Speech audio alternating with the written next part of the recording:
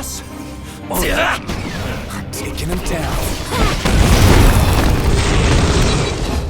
After 10 years, Final Fantasy arrives expressing itself as a Final Fantasy for fans and first-timers.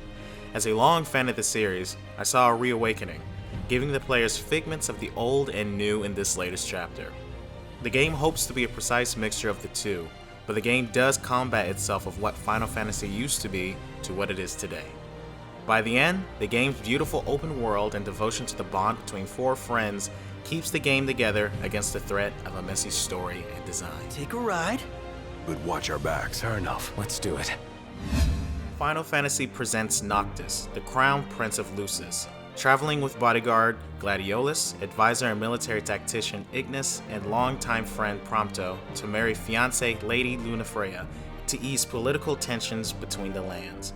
During their travels, they receive news that Lucis has been a subject of betrayal by the Empire Niflheim, which results in the destruction of the capital city, and Noctis' father and Noctis himself have been reported as casualties of the war. As a result, Noctis must find the 13 royal weapons to retrieve the crystal and fulfill his role as king. From the beginning, if the player has not watched the accompanying movie Kingsglaive, the player will struggle to understand the events happening in the first half of the game. From seemingly important characters getting lost or rarely seen in the story, to characters not matching the rest of the environment with little to no explanation. This removes the player from the story that 15 is attempting to convey.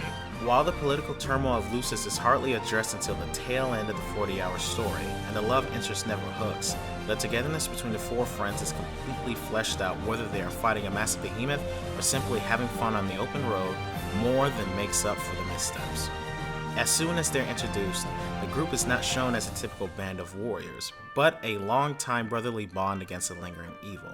They show inseparability and kinship that shines the brightest from the game's often too confusing story, which I absolutely love throughout the course of the campaign.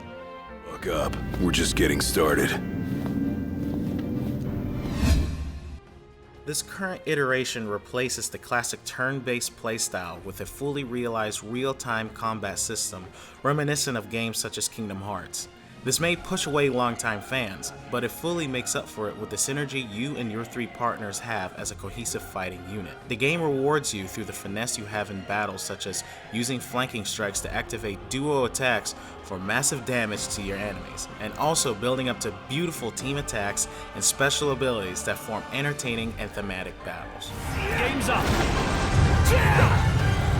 You're out!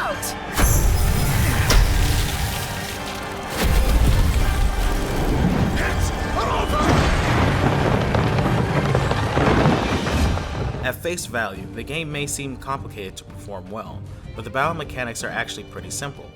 Pressing circle along with pushing the analog stick allows Noctis to perform strings of combos that continue unless interrupted, and pressing square has Noctis dodge or phase through almost everything thrown at him as long as Noctis' mana bar allows him to do so. Unlike past Final Fantasies, magic and the awe-inspiring summons do not play a prominent role in the gameplay.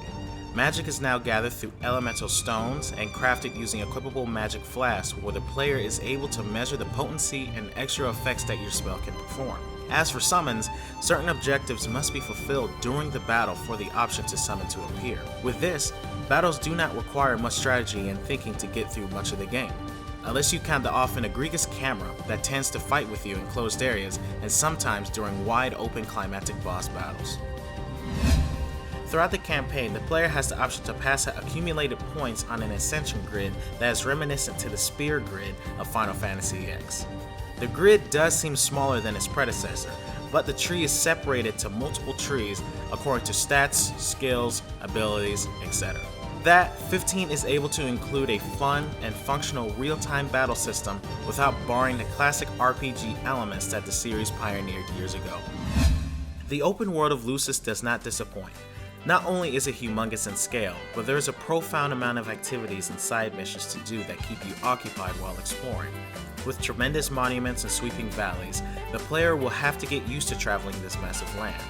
This would include thinking about chocobo rentals for long trips off-road, whether to spend the evening building a campground or booking a motel, and even what to eat. This may all seem like a burden, but the minor details make getting from point A to B more like an actual road trip that submerges the player in the world along with allowing characters to properly develop amongst the 4 friends. Fortunately, there are fast travel options, but the player must have had visited the area first, which requires making the sometime long drives through the beautiful Lucis. Beware traveling the roads at night, however. Every evening powerful daemons appear that complicate driving.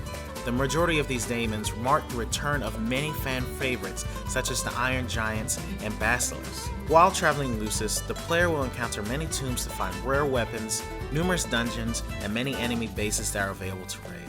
Unfortunately, the game does shed away the open world for a more linear storyline at the latter half of the game.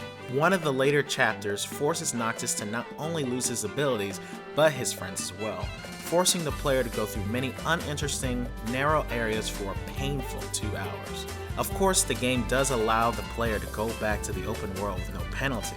It is just unfortunate that the player does not have the option to progress through the most exciting part of the story, along with enjoying the open world the game spoils us with for many hours prior.